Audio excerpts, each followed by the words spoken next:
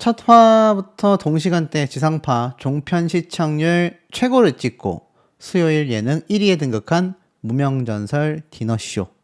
자, 6월달에 열릴 콘서트를 앞두고서 많은 분들이 이 디너쇼를 보며 조금이라도 내 마음을 달래보겠다 생각하시는 분들이 많이 계신 걸로 알고 있습니다. 무명 가수들만을 데리고 도전하여 대성공한 무명전설. 이젠 디너쇼까지 시청률 대박 행진을 이어나가고 있다라고 되어져 있습니다. 이번 디너쇼에 등장하는 게 7명만이 아닙니다. 탑7 멤버들 이외에도 또 다른 가수들이 계속하여 등장을 하고 있고, 이러한 흐름은 제가 앞선 영상을 통해 설명을 드렸던 것처럼 전국 투어 콘서트에서도 이어질 예정이라고 합니다. 이 무명전설이 이제 샴페인을 터뜨려서 그야말로 축제의 분위기 속에 달려나가고 있는 상태인데요. 사실 전국 투어 콘서트가 완벽하게 끝까지 성료했을 때 그 의미가 좀 더 깊어질 수 있다라고 저는 생각이 듭니다. 가수들에게 있어서 콘서트만큼 중요한 것은 없거든요. 그러니 이번 관심이 단순히 프로그램의 시청률로만 이어질 것이 아니라 그 이후에도 이어질 수 있도록 이 많은 팬분들께서 응원을 해 주셔야 되겠습니다. 그런데 사실 이번 무명전설 프로그램을 앞두고 있는 이 상황에서, 그러니까 콘서트를 앞두고 있는 상황에서 몇 가지 논란이 좀 나왔습니다. 그리고 많은 분들이 성리 씨에 관련해서 궁금해하고 계신 사항들이 있습니다. 그것에 대해서 제가 조금을 말씀을 드려볼 겁니다. 이번 무명전설이요, 많은 스타들을 배출을 해냈습니다. 김한율 군 역시 이 어린 나이에 지금 방송에 진출하여서 스타가 되어가고 있죠. 3살 때부터 고음 훈련을 했다. 아빠와 이모가 배를 꾹꾹 눌러주며 연습을 했다. 고음 수련을 위한 노래를 선곡하였다. 내가 텔레비전에 나오면 엄마의 병이 낫지 않을까라는 생각으로 등장했었던 김한율 군의 안타까운 사연으로 많은 분들이 큰 관심을 줬는데요. 김한율 군이 어떻게 저렇게 작은 몸에서 깊은 울림이 나오는지 너무 신기하다라는 칭찬도 아끼지 않았습니다. 특히 김한율 군만이 아니에요. 한국에서도 소문난 슈퍼스타라고 했는데 손은설 군도 함께 출연을 해서 완벽한 남이가 노래를 소화하며 패널들의 박수를 받게 됩니다. 자, 이제 프로그램에 출연한 사람들이 어른들만 있는 것이 아니라 10대 중에서도 정말 어린 손은설, 김한율 이런 친구들이 무명전설의 스타성을 이어나가고 있는 상태입니다. 그런데 이 중에서도 탑7 중에서도 탑3의 파워가 여러분 얼마나 강력하겠습니까?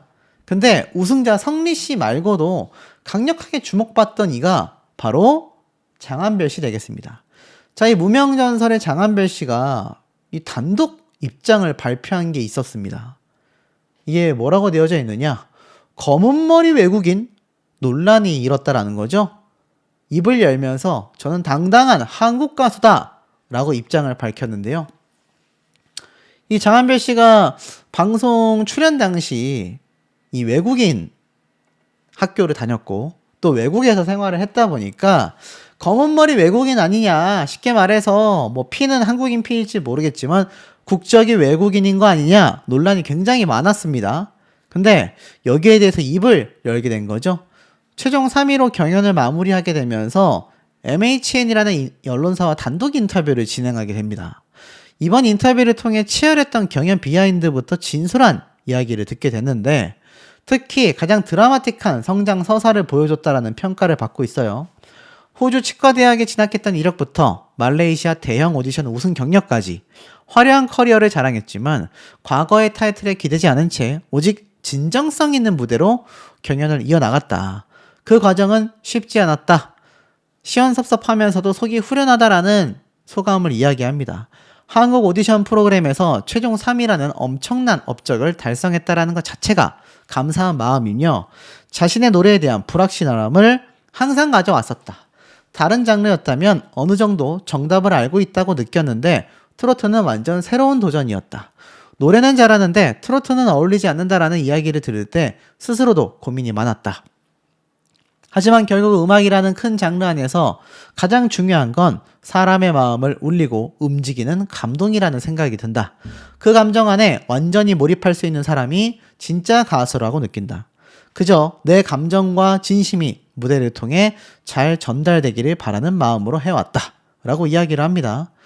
음악을 포기할 고민까지 했었다라고 해요. 2011년도 밴드 레드애플로 데뷔를 해가지고 뭐 굉장히 사랑을 받아왔지만 2015년도 솔로 가수로 출발을 하면서 이때 깊은 슬럼프와 공백기를 겪게 됩니다. 그리고 우리가 알고 있는 말레이시아 오디션에 참가하여 우승자라는 결과를 만들어냈죠. 한때는 음악을 아예 접어야겠다는 생각까지 했었다. 뭔가 깊은 늪에 빠져있는 느낌이었다. 마음적으로도 정말 많이 안 좋았다. 그렇게 시간을 보내다 보니 어느 순간은 그냥 세월만 흘러가고 있는 내 모습이 보이더라. 그런데 어느 날 문득 이렇게 있으면 안 될 것 같다라는 생각이 들었고 결국 이렇게 도전을 하게 됐다라는 거죠. 진정성이 결국 통했고 대중픽으로 우뚝 섰다라고 말하고 있습니다. 새로운 장르에 끊임없이 도전했고 부족한 부분을 채우기 위해 노력했다라고 해요. 정말 나는 될 거야 라는 마음 하나로 버텼다. 하지만 시간이 지나면서 점점 잊혀지는 느낌도 들고 현실의 벽도 많이 느끼게 되었다. 내가 가는 길이 과연 맞을까? 점점 가수라는 명분 자체가 사라지는 것 같았다. 하지만 이번 무명전설을 통해서 한국에서 인정받는다라는 것이 너무나 감사했고 지금은 그 사랑과 응원 하나하나가 너무 소중하게 다가온다. 특히 검은머리 외국인 논란에 대해서 당당한 한국 가수라는 자부심을 밝혔습니다. 특히나 자신은 누구보다도 한국 사람이라고 생각하며 살아왔고 얼마나 간절한 마음으로 한국 무대에서 인정받고 싶었는지를 이야기를 합니다. 2013년도에 한국 국적을 취득했다. 어릴 때부터 항상 스스로를 한국 사람이라고 생각하면서 살아왔기 때문에 고등학교 때부터 호주보다 한국에서 살아가고 싶다는 마음이 더 컸던 것 같다.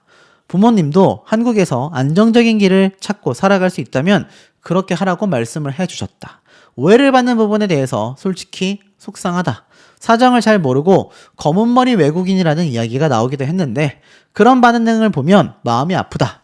언젠가는 제 진심과 그것이 자연스럽게 전해질 거라고 생각이 된다.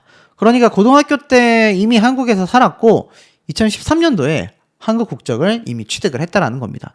지금으로부터 13년 전인 거죠. 군복무와 관련된 것에 대해서도 한국 국적 이후 취득한 이후 자연스럽게 군복무를 해야 한다 생각했었고 실제로 레드애플 활동이 끝난 뒤 신체 검사도 받았고 입대를 준비했다고 합니다. 하지만 고등학교 시절 운동하다가 다쳤던 십자인대 부상이 예상보다 심각했고 결국 면제 판정을 받게 됐다고 해요. 운동을 하면서 다쳤던 십자인대 상태가 생각보다 너무 심했다. 왼쪽은 상태가 심했고 오른쪽도 거의 반파열이었다. 나중에는 신발끈만 묶어도 무릎이 계속 빠질 정도로 상태가 안 좋았다고 해요. 그러니까 사실상 뛰는 건커녕 걷는 것도 쉽지 않았던 상태로 보여집니다. 결국 병원에서 인공인대를 넣는 수술을 해야 한다라는 이야기를 들었고 결국 그 수술 이후 재활 기간이 길었다고 합니다. 하체 근육이 많이 빠졌고 회복하는 데에도 시간이 오래 걸렸다고 해요. 그래서 장한별 씨가 굉장히 좀 마른 편이잖아요. 그 이유가 여기 있었던 것 같습니다. 수술 이후 긴 재활을 겪으면서 몸과 마음이 건강해지기 위해 운동과 자기관리에 힘을 썼다고 합니다. 지금도 계속 관리하며 버티고 있다고 해요. 버티고 있는 거지 날아다닐 정도의 몸은 아닌 겁니다. 하체 운동을 계속 보완을 해줘야 했다고 해요. 양다리 근육이 절반 이상 빠져버렸고 다시 회복하는 데에만 1년 이상이 걸렸던 것 같다. 특히 수술 부위에 계속 물이 차다 보니 펜보다 더 두꺼운 주사를 맞아야 했다고 합니다. 자, 3위를 차지했고 엄청난 인간 승리 신화를 이끌어낸 장한별 씨임에도 불구하고 검은머리 외국인이라는 그런 논란이 있었다고 하니 참 놀랍지 않습니까? 우승자 성리 씨만이 아니라 2등을 한 하루 씨만이 아니라 3위를 차지한 장한별 씨에게도 이렇게 논란이 있었다라는 사실이 전 더 놀랍습니다. 자, 그래서인지 장한별 씨의 공식 팬카페 숫자가 엄청납니다. 12,000명이 넘어요. 엄청난 숫자이지 않습니까? 3등을 했는데 말이죠. 자, 이제 성리 씨 얘기를 좀 해볼까 합니다. 자, 성리 씨라고 네이버에 이름을 딱 검색을 하면요. 프로필이 나옵니다.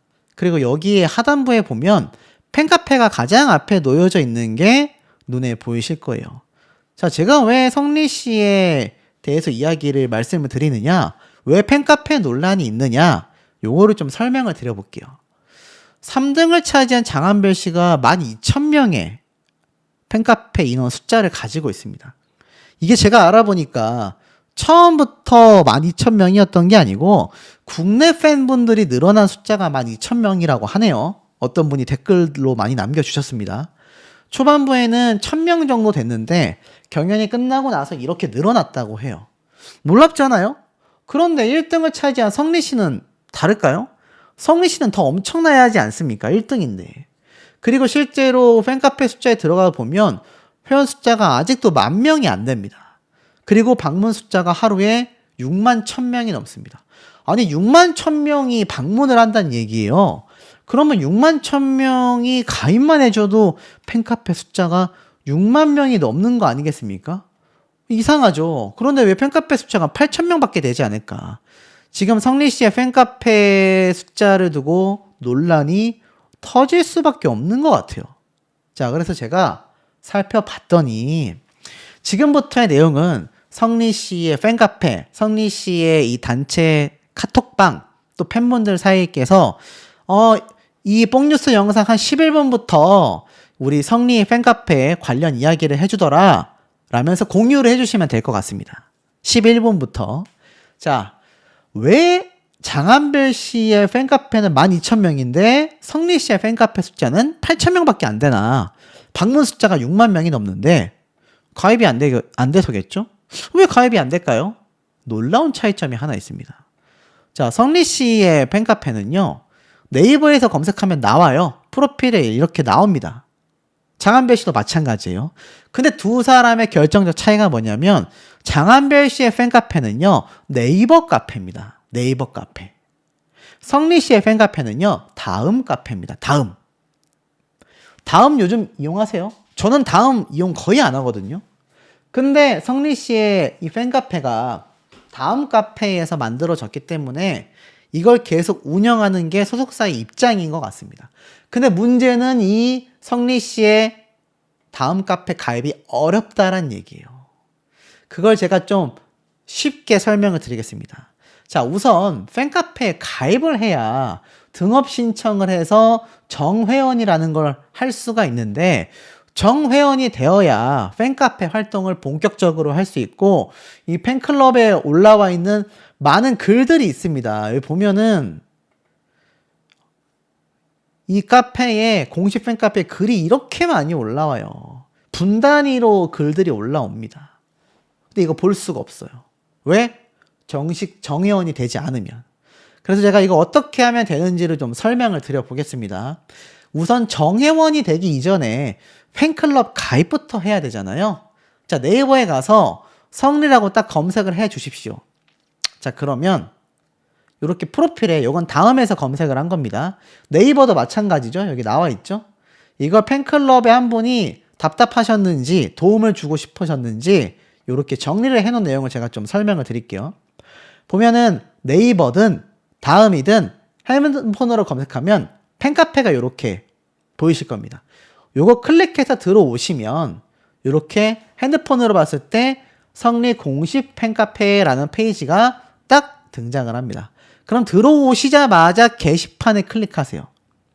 들어오시자마자. 그리고 나서 이 가입 인사를 하시고 들어오시자마자 글쓰기 같은 걸 누르면 팬클럽 가입을 해주세요 라고 할 겁니다. 그럼 팬클럽 가입을 해주시면 됩니다. 특히 저는 가입을 해놔서 여기 카페 글쓰기로 뜨긴 하지만 처음 들어오신 분들은 가입하기가 먼저 뜨실 겁니다. 그럼 가입하기를 눌러주셔서 일단 가입을 해주시면 돼요. 자, 그러고 나서 등업이 어려운 거잖아요. 게시판에 클릭을 해주십니다. 그리고 거기에 등업 신청이라는 항목을 딱 클릭을 해주세요. 그래서 화면을 한번 터치하면 노란색 테두리가 생성된다고 합니다. 이 노란색 테두리가 있는 상태에서 여기에 본인 이름을 딱 입력하면 빈 화면으로 변해요. 그러니까 클릭하기 이전에 이렇게 회색으로 기본 베이스, 기본 바탕으로 글이 써져 있는 건데 이걸 한번 탁 클릭하면은 어떻게 된다고요?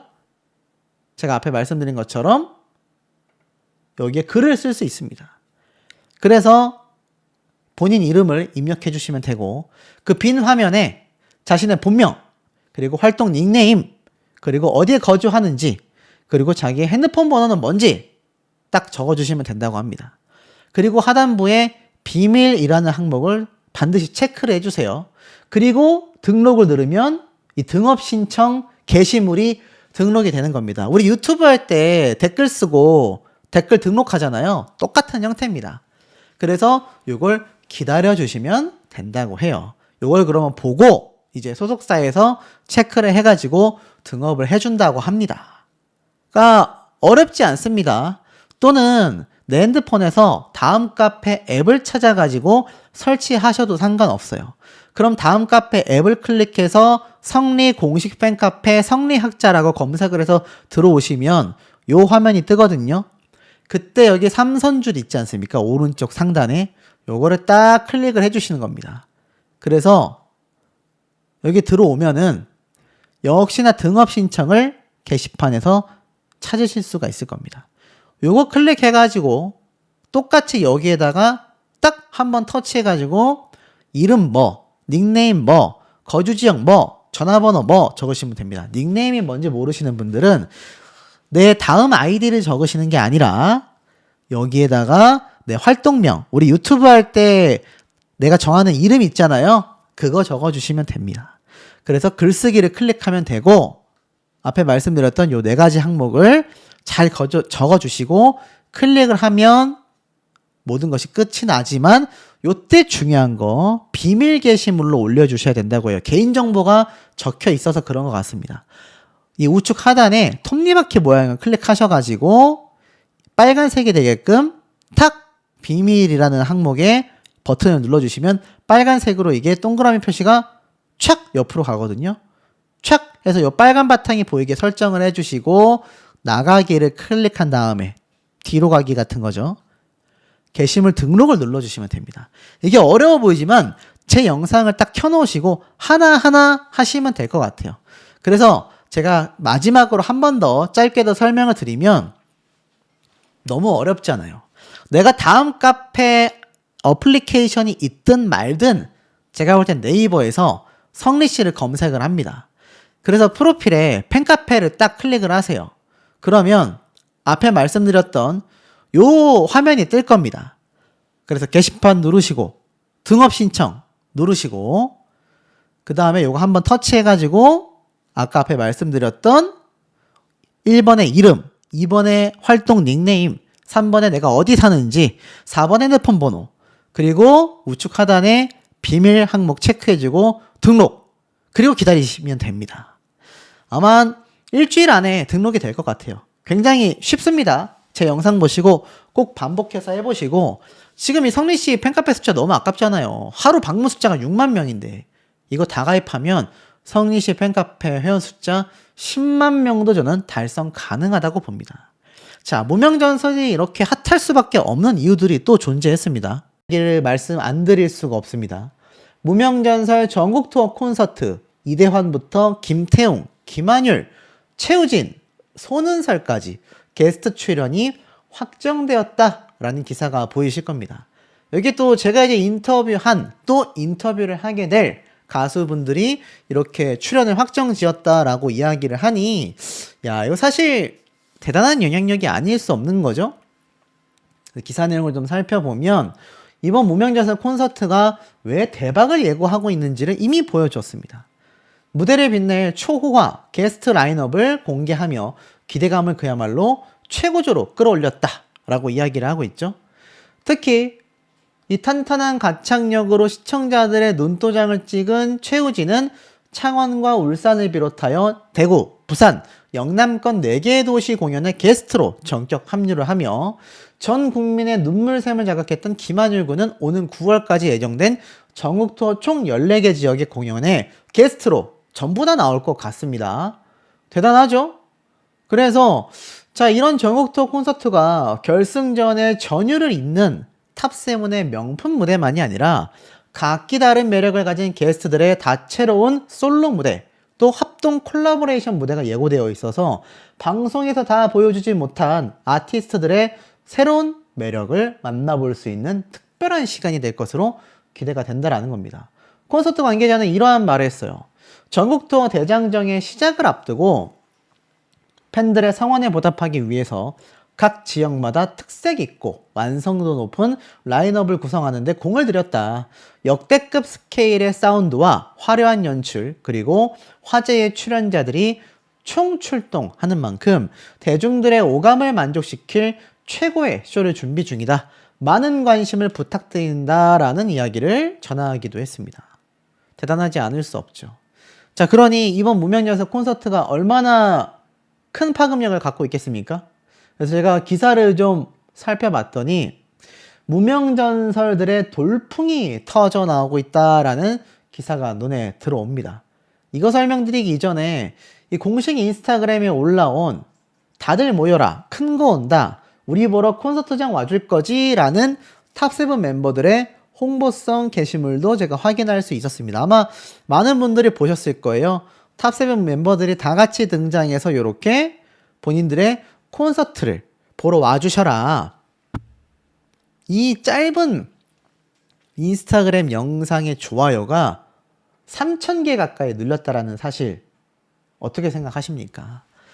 인스타그램에서 3,000개 정도의 좋아요가 눌리는 거랑 유튜브에서의 눌리는 거랑은 또 다른 의미를 부여한다고 저는 생각이 들거든요.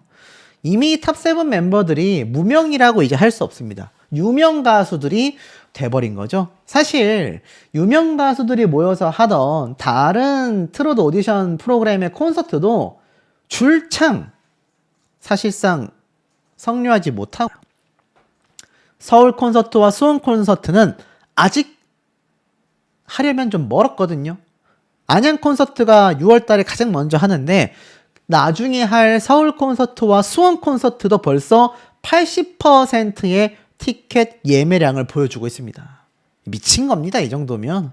그래서 내용을 살펴보면 티켓 예매 오픈 1, 2주 만에 전 지역 손익분기점을 돌파하며 흥행 신호를 켰다. 서울과 수원 콘서트는 이미 예매율 80%를 넘어섰고, 안양, 창원 등 오픈된 지역 역시 빠른 속도로 좌석이 판매되며 압도적인 화제성을 입증하고 있다. 공연 관계자는 첫 공연까지 아직 3주나 남아있음에도 티켓 소진 속도가 매우 빠르다. 특정 날짜에 몰려 판매되는 것이 아니라 매일 꾸준하게, 제가 볼 땐 전 지역에 걸쳐서 예매가 이어지고 있는 것 같은데, 이것이 팬덤의 충성도와 기대감이 얼마나 큰지 체감하고 있다라고 이야기를 하고 있습니다. 서울, 대구, 인천, 수원, 앵콜 공연은 물론 연말 크리스마스 시즌 전후로도 대규모 무대가 준비 중이다. 반응이 예상 이상으로 뜨거워져서 추가 지역 대관에도 전력을 쏟고 있다. 야, 진짜 대단한 겁니다, 여러분.